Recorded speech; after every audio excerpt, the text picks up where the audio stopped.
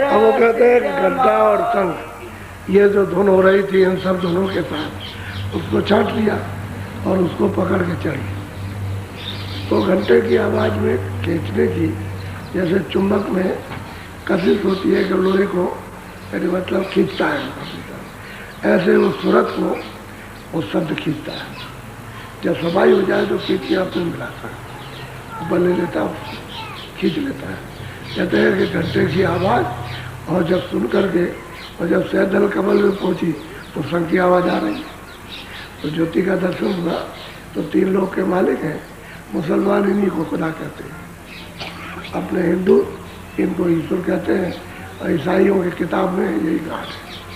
वैसे घाट का दर्शन इनमें से कोई कर नहीं सकता, अब वो तो बहुत दूर रह गया, दूर हो गया, अब नहीं होगा, वो उस रास्ता छूट गया।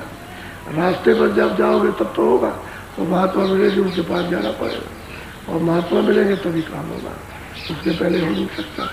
तो घंटे और शंख इन दोनों की आवाज़ को पकड़ के जब दर्शन हुआ 3 लोक के मालिक का, उस तुरंत ऊपर चली गई, ऊपर खिंचाव हो गया।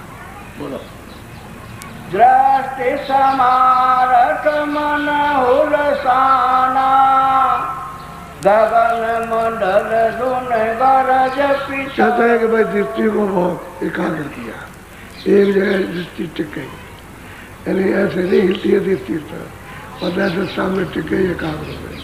क्या दृष्टि को संभाला, एक जगह दृष्टि को टिका दिया और ऊपर की तरफ में चढ़ी। तो दोनों काम करती है, प्रकाश भी देखती है, रचना भी देखती है, और ऊपर से जो गरज पड़ी, ऊपर से जो स्थान से गरज आ रही, वो मंडल गरज रहा, बड़ा घोरम घोर गर्जन हो रही है। यानी ऐसी गर्जन यहाँ तो कुछ है नहीं, बहुत गर्जन हो रही वहाँ से। तो कहते हैं उसको सुना तो उस गर्जन को सुनकर के मन बहुत प्रसन्न होता है, बहुत खुश होता है। जब वो आवाज़ आती है तो आवाज़ तो उनकी सैदल कमल में आने लगती है, गर्जन की आवाज़, और इसका स्थान सैदल कमल में, वही इसका भंडार है। और भंडार के लय होने के पहले ये गर्जन को सुनता है, और जब उसमें पहुंच गया भंडार में बहुत खुश होता है, उस आवाज़ को सुनकर के अति प्रसन्न। और जब सूरत ऊपर से लौटेगी तो उसी भंडार से फिर इसमें मिल जाएगा कि वो इसी में से अभी नहीं रुकेगा, जाएगा आएगा। जैसे सूरत ऊपर जाएगी नीचे आएंगे, ऐसे ही मन इसी तरह से अपने भंडार से बुद्धि, इसी तरह से चित्त, इसी तरह से अहंकार, सब उसमें जाएंगे और अपने में आ जाएंगे लौट कर। जब सूरत लौटेगी तो फौरन इसके साथ में लग जाएंगे। तो कहते हैं मन बहुत प्रसन्न हुआ, उस आवाज़ को सुनकर झटगट हो गया, कैसी आवाज़ हमको सुनने को पड़ेगी, क्योंकि सारा मंडल गरजता है, पूरा का पूरा ब्रह्मांड ही पूरा गरज रहा। बोलो देखी रूप सूरज पर कासा, मिटाया अंधेरा जल। कहते भाई उनका हमने रूप देखा, तो रूप कैसा है, क्या सूरज रूप है, यानी सूरज का रूप कैसे होता है, लाल। जब सुबह सुबह देखो आप तो आप देखोगे कि लाल, ये तो कुछ लाल नहीं, इसकी लाली तो सूरज की बदल जाएगी, लेकिन वो लाल ही रहता है। कहते हैं कि मैंने जब देखा उस प्रकाश को, लाल सूर्य के प्रकाश को और लाल सूरज को, तो अंधेरा खत्म हो गया। अब ये अंधेरा इधर 3 लोक का नहीं है, ये सूरज 3 लोक से ऊपर हो गई, क्योंकि 3 लोक का सूचम लोक और स्वर्ग वैकुंठ और मृत्यु लोक, ये 3 लोकों में आता है। तो सैदल कमल कहते यहाँ के 3 लोकों के मालिक, सैदल कमल में निरंजन भगवान और ऊपर में ब्रह्म बैठे हुए। तो कहते हैं कि मैंने उसको देखा अपनी आँख से, उस रूप को, तो कहते हैं लाल है, लाल। तो कहते हैं अंधेरा चला गया, अब अंधेरा नहीं, और पूरा मंडल गरज रहा है, पूरा का पूरा। इतनी मधुर, इतनी मीठी, इतनी आनंद है, ऐसे चुभने वाली, चिपकने वाली आवाज़, इतना प्रफुल्लित करने वाली उसकी आवाज़ है, इतना जोर से गरजता है।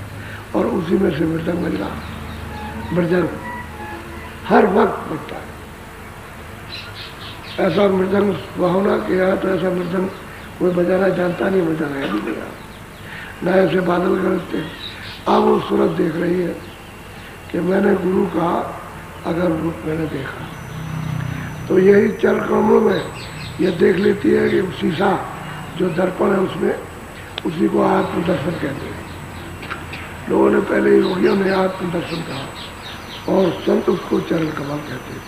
तो दर्पण है उसमें देखते हैं ऐसे, तो नीचे का सब दिखाई देता है नीचे का उस शीशे में, और अपना वास्तविक चेहरा सूरत का है वो उसी दर्पण में दिखाई देता है।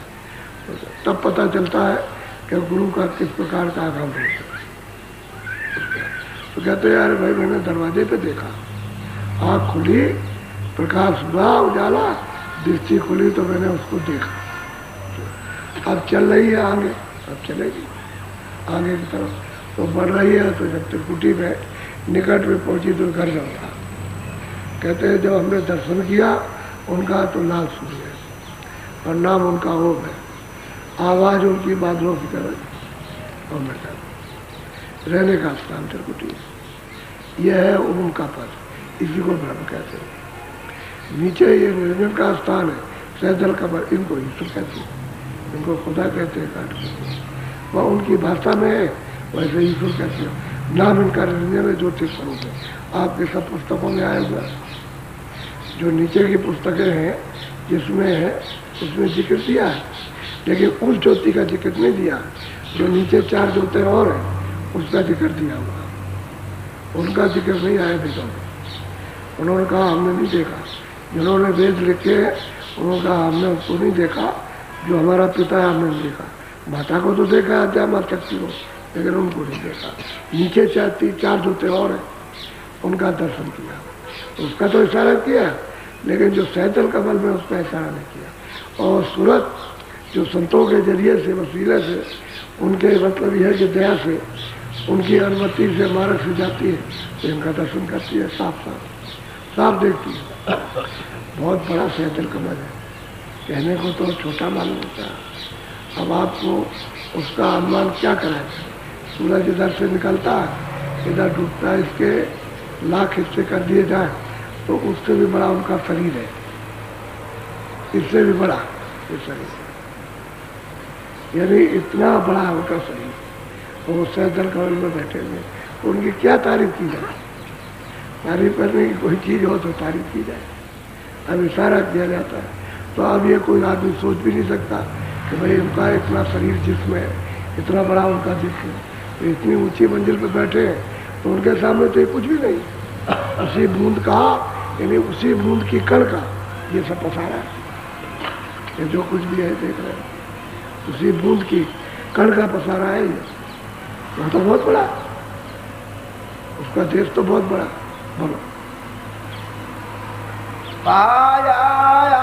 तम पद अब भारी रंकार अब जब उनका वहाँ पर त्रिकुटी में ओम का ब्रह्म का साक्षात्कार हुआ, तो उनका तो पूरा उन्होंने बताया कि लाल रूप है उनका, लाल सूर्य उनका, तो सब बताया। कहते हैं ऊपर में है गुरपद, उसको कहते हैं आत्म पद, गुरपद, वो गुरपद है। कहते हैं जब उसको हमने देखा उसको, तो फिर वहां से ऊपर से आवाज आ गई, रंकार पुरुष की आवाज आ गई। रामायण में ये सब लिखा, लेकिन किसी रामायण वाले से पूछा जाए जो पढ़ता सुनाता है कि तुम बताओ ये, तो वो नहीं समझ, क्योंकि ये तो संतों की वाणी है। रामायण जो लिखी है ऊपर का लिखा है, ये संतों की वाणी है, उनकी वाणी पढ़ने लिखने वाले अपना मनोरंजन के लिए सबको जगह सुना दें, लेकिन वो बता नहीं सकते ये कहाँ पर है, उसको नहीं मालूम। तो रंकार वो कहते हैं सो मसो इति अखंडा जीव सकाशो परम प्रचंडा आत्म अनुभव सुस्त प्रकाशा तब भूल ब्रह्मनाशा। कहते हैं वो उन्होंने भंवर गुफा का उसी रामायण में जिक्र किया, लेकिन वो मतलब ये लोग नहीं जानते उसको। और ये 10वें द्वार का जिक्र है रंकार।